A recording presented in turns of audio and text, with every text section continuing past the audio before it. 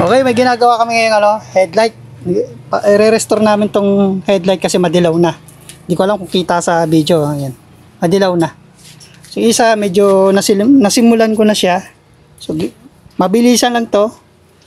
Gumamit lang ako ng ng 1,000. So depende naman sa inyo kung anong diskarte niyo. Pero ito yung diskarte ko.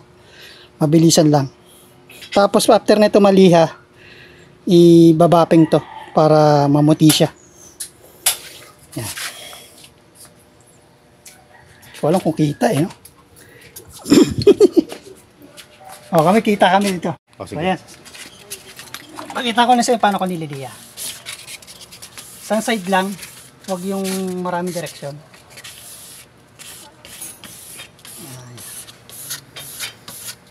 Isang side lang, huwag yung ganun. Isang side lang. Ito yung sikreto para para pumuti. Sa mga naninilaw ang headlight ng sasakyan nyo. Ito yung sikreto. Para alam mo yung ginagawa ko. Meron ako video pero si parang so yung hawak ng video. Ako naman yung para makita ko lang sa inyo. One direction lang. Huwag yung ganun. Saka yung pagliliha, lag lang. Gamit na kayo 1,000 na liha. Pero kasing 2,000. Yan lang. Hindi mo kailangan masyadong liha ng gusto. Mabawasan lang yung okay na pa. So ayan mga lods, natapos na namin lihain to. So tatry namin i-bapping, lagyan ng wax. After yung ilihain ng 1,000, patuyin nyo, tapos yan, ibabapping na to. So nilagyan na namin siya ng pang wax. Ito yung gamit ko, nabibili to sana sa mga paint center. Bili nila pang wax. Nakalimutan ko yung tawag dito. Hindi naman ako painter. Basta ito lang yung ginagamit ko pag nag-restore ako ng headlight. Tapos meron kayong pambapping.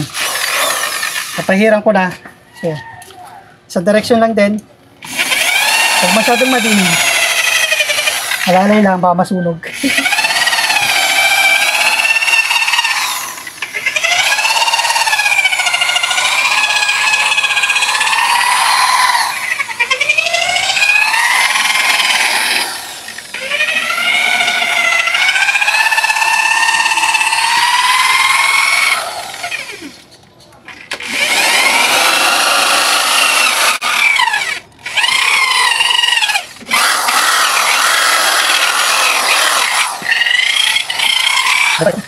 So ito yung isa, medyo matatapos na to, pero binabaran ko muna ng wax.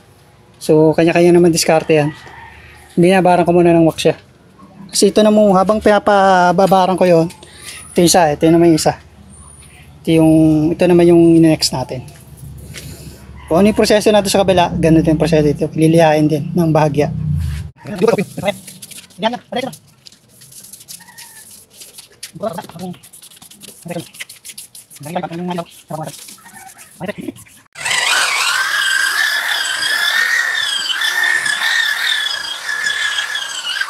Okay na yung headlight ni Paring Art.